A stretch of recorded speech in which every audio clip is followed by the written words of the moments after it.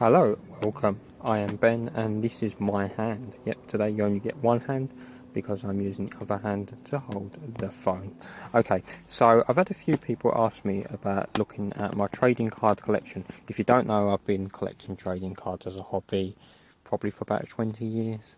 So as you may imagine, I'm 28 now, I've built up quite a collection.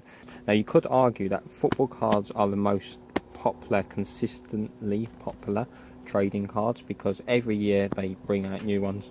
There'll always be somebody who's after them, who's interested in them, because football, for its bad points, is kind of internally popular with at least some people. And you know, they work well with trading cards because obviously, like these, you've got the scores based on their defence, their speed, their power, their skill, that kind of thing. So this folder is just full with match attacks and it's the hollow. So I'm just going to quickly show you some of my hollows. By the way, say hello to Yoshi and Snivy, who are also watching in the background. Okay, so these are some very nice hollows, but as you can see, these are all hollows and they've got a very nice sort of, you can see with the light, a sort of nice sparkly effect. Now, match attacks cards, even if they're hollow, cash value rise. That one's got a nice stripe rainbow effect. Even the rarer ones, you might get a rare gold player card, special edition signed card, that kind of thing. They're not going to be worth loads and loads of money. They're the cheapest cards you can purchase in shops. So usually they were about 50p a packet, so say about 6. They've now gone up to about £1. Excuse me. So, and they're more reasonable as trading cards go when you compare them to, say, the likes of Yu-Gi-Oh, Pokemon that you're looking at about, you know, from £3-4 a pack, something like that. They don't hold their value in the same way, but they're good for casual fans of football or even hardcore to get into. You know, casual fans of trading cards who just want to collect their favourite players. These aren't in the order, so you might see some repeated. You know, you might want to collect your favourite team, you know, there's things like that. And they appeal to the younger ones as well as the older ones, which is also nice. So, you can see, yeah, they're not in the order because most of these that I'll be showing you today aren't in too much of an order, just because I've recently been sorting out the folders and changing some around. Where I've got new stuff in and all that kind of stuff, so yeah. So that's match attacks.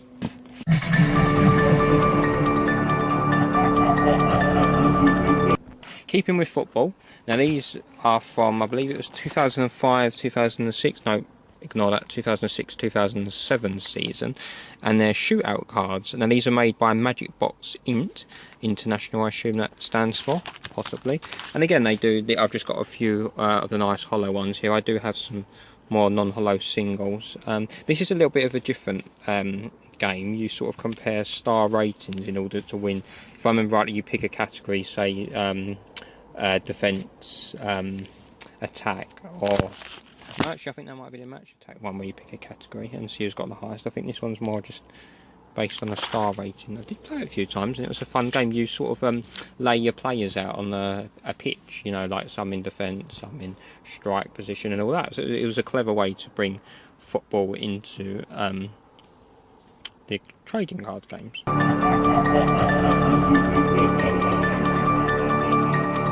I've just randomly rested my hand somewhere and it feels like I'm zooming in a lovely young woman's cleavage. I'm just going to move it up a bit in case I get told off by YouTube. Let's appreciate the whole form. I do apologise about that. Yes, as you can see, these wrestling payback training cards. I don't know that wrestler's name, but I recognise her. I don't know many wrestlers. I only casually know bits and pieces about it, but I do recognise her. I collected wrestling trading cards quite early on as well, about 11 or 12 years old. Just always liked kind of watching it here and there on the odd Saturday here and there when it used to be shown, just after I think the days of Hulk Hogan, that kind of thing. It's just entertaining because I knew that they're there for your entertainment and that kind of thing. What they sort of get up to, the shenanigans, you know, throwing chairs comically and all that kind of stuff. But obviously I knew there was also a sport of wrestling as well, and you know, I just found it quite interesting. Now this is the Payback series that they did from Topps. Now Topps of course make a lot of trading cards. Now this was a very clever way to bring wrestling into trading cards. Now I played this with a few people and I really enjoyed it actually. It was a unique way to do it. Basically they all had their attacks, so if you're a wrestling fan you'll probably know more about these than me because I only recognised a couple when I was playing it. But basically there's this sort of circle here and it will tell you what attack beats what attack. So you know, you can see like where's an example, body slam might beat shoulder block, but shoulder block will beat clothesline. Clothesline is that attack? Yep, they all have their own, I assume, our signature attacks. It's got things like their height and all that kind of thing, so you can go all top trumpsy and compare their facts and figures. Quite a lot of men here, scantily clad men. I don't know where all the women are. Oh, there's one. Very nice. I mean, all the cards in general, not just that one.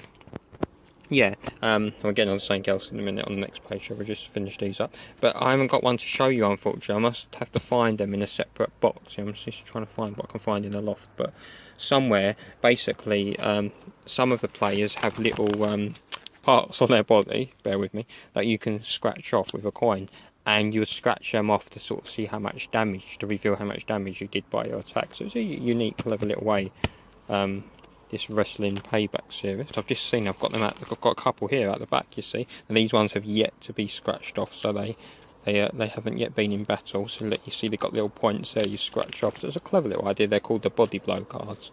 There we are, you see. I remember collecting these, and they were very reasonable. I think they're only like 35p a pack. That's why, you know, I thought, oh, they're cheap, you know, and have a little bit of fun with them, and they were fun. These are match attacks again. The match attack format of playing, as I say, it's a good sort of simple one to start you off in an array of trading cards. It is not just with football. It started with football, I believe, match attacks, but now they do it in all sorts of things. And another franchise they do it with is wrestling. So here's some characters. These are match attacks. Now, when I got John Cena all these years ago, I did not know John Cena was John Cena, if that makes any sense. I don't know if he'd not yet made legendary status or I just wasn't aware of it, but now I know seems quite rightly regarded as a legend. So, some things anyway, I don't know a lot about him, but he seems very legendary. So, yeah. I'm not sure if he had that legendary status now, but now he does. He's sort of become a sort of Chuck Norris type figure. People mention him in the same sort of way. Yep. There's some more characters. Oh look, we got a double one there. So Chris Jericho and Big Show. Lots of characters there. This is some slam attacks they called them, but it was basically a variation on their match attack series from Topps. There. And they also have some items. Again, these won't be worth a lot of money value, really, but a whole collection might go for a bit. But they're nice to collect for fans anyway, especially if you're a fan of wrestling. I got this one, I believe, free. I think there was a promotion in a magazine or something to get a free folder and pack of cards or something. I thought, yeah, I'll do it. It's Frozen. And if you're not familiar with Frozen, at least in the slightest, I'll be very surprised.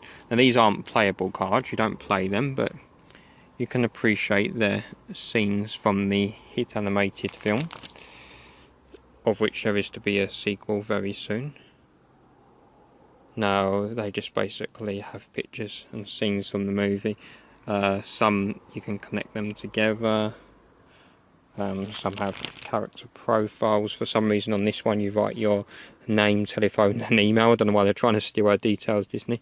I think it's possibly some kind of club you can join. I don't know what the benefits are of that. They take all your money and also get your email address. Look, there is it again. They want us to pop messages. Are they trying to get us to send our cards to people? No, I bought these, but actually they were free. But still, if I'd bought them, I would have bought them. If I'd bought them, I would have bought them. There you go. So why should I be giving them away? That's my point. To message and address. No. What are they thinking? Oh, they're passing it off as a mini postcard, I see. Okay, that's interesting. No, it's a trading card, stop it. Okay. I guess that's quite a clever idea. One of those things, anyway. Send it if you want, if you don't. Trolls. Oh, look. Looks like they're made of rock, grass and moss. Also post a lot on YouTube, Facebook, Instagram, I think it says there. Personality, annoying. Okay, we'll stop that. More. 2 more there. And that is Frozen. This is Tomb Raider. No, not Tomb Raider as we know it now. This is back from the 3rd game, I think. Let's see if we can get any idea from the copyright. I bought a couple of booster packs of these, so there's no date on these, but say about, if you come out in about at latest 97, 98, somewhere between Tomb Raider 1 and 3. Perhaps someone can help me out in the comics, but they've got scenes from the game and pixelized characters as they were in those days. It's quite nice to have it lifted directly from the games. Obviously Tomb Raider and Lara Croft has come a long way since these days. Not that it wasn't a good game then, but it's evolved so much. Not that it, not just with the graphics, but also with the sort of direction they've taken Lara. She's a far more independent, powerful woman than perhaps she was in the original, but I think they've taken that to a whole new level. And that completes that.